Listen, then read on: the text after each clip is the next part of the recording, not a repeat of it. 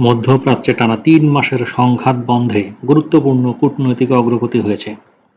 যুক্তরাষ্ট্র এবং ইরান একটি ১৪ দফার সমঝোতা স্মারক চূড়ান্ত করার খুবই কাছাকাছি পৌঁছেছে বলে জানিয়েছে মার্কিন সংবাদ মাধ্যম এক্সিওস এবং বার্তা সংস্থা রয়টার্স।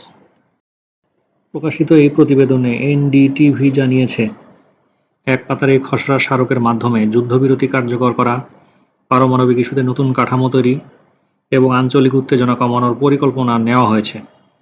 মার্কিন কর্মকর্তাদের ভাষায়, যুদ্ধ শুরুর পর এটিই দুই দেশের মধ্যে সবচেয়ে ইতিবাচক অগ্রগতি। খসড়া অনুসারে ইরান সাময়িকভাবে ইউরেনিয়াম সমৃদ্ধকরণ কার্যক্রম স্থগিত রাখবে। এর বিনিময়ে যুক্তরাষ্ট্র ধাপে ধাপে তেহরানের উপর আরোপিত অর্থনৈতিক নিষেধাজ্ঞা প্রত্যাহার করবে এবং বিদেশে আটকে থাকা ইরানের বিলিয়ন ডলারের তহবিল মুক্ত করবে। চুক্তির আরেকটি গুরুত্বপূর্ণ অংশ হল কৌশলগতভাবে গুরুত্বপূর্ণ হরমুজ প্রণালীতে নৌ চলাচলের উপর আরোপিত বিধিনিষেধ শিথিল বা তুলে নেওয়া। আলোচনার অংশ হিসেবে উভয় দেশই সামরিক উত্তেজনা কমানোর বিষয়ে নীতিগতভাবে সম্মত হয়েছে বলে জানা গিয়েছে। পারমাণবিক কর্মসূচি নিয়ে খসড়া স্মারকে বেশ কিছু কঠোর শর্ত রাখা হয়েছে। ইরানকে অন্তত ১২ থেকে ১৫ বছরের জন্য ইউরেনিয়াম সমৃদ্ধকরণ বন্ধ রাখতে হতে পারে। এই সময়ে শেষ হওয়ার পর দেশটি সর্বোচ্চ ৩.৬৭% মাত্রায় নিম্ন মাত্রার ইউরেনিয়াম সমৃদ্ধ করতে পারবে।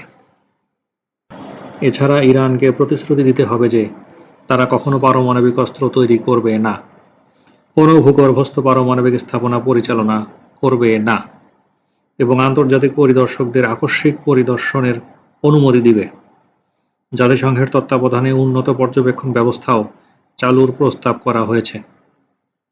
কূটনৈতিক সূত্র জানিয়েছে, ইরানের উচ্চমাত্রার সমৃদ্ধ ইউরেনিয়াম দেশটির বাইরে সরিয়ে নেওয়ার বিষয়েও আলোচনা চলছে। সম্ভাব্য বিকল্প হিসেবে তা যুক্তরাষ্ট্রে স্থানান্তরের কথাও বিবেচনায় রয়েছে। চুক্তি কার্যকর হলে সঙ্গে সঙ্গে যুদ্ধবিরতি শুরু হতে পারে। এরপর উভয় পক্ষ ৩০ দিনের একটি বিস্তারিত আলোচনায় অংশ নেবে। ওই সময়ে পারমাণবিক কর্মসূচি সীমিত করার পূর্ণাঙ্গ চুক্তি, নিষেধাজ্ঞা প্রত্যাহারের ধাপ এবং আঞ্চলিক নিরাপত্তা কাঠামো নিয়ে আলোচনা হবে। সম্ভাব্য আলোচনা স্থল হিসেবে ইসলামাবাদ বা জেনেভার নাম উঠে এসেছে। মার্কিন প্রেসিডেন্ট ডোনাল্ড ট্রাম্প সাম্প্রতিক অগ্রগতিকে ইতিবাচক হিসেবে উল্লেখ করেছেন। তিনি বলেছেন, গত ২৪ ঘণ্টায় দুই পক্ষের মধ্যে ভালো আলোচনা হয়েছে এবং একটি সমঝোতার সম্ভাবনা তৈরি হয়েছে।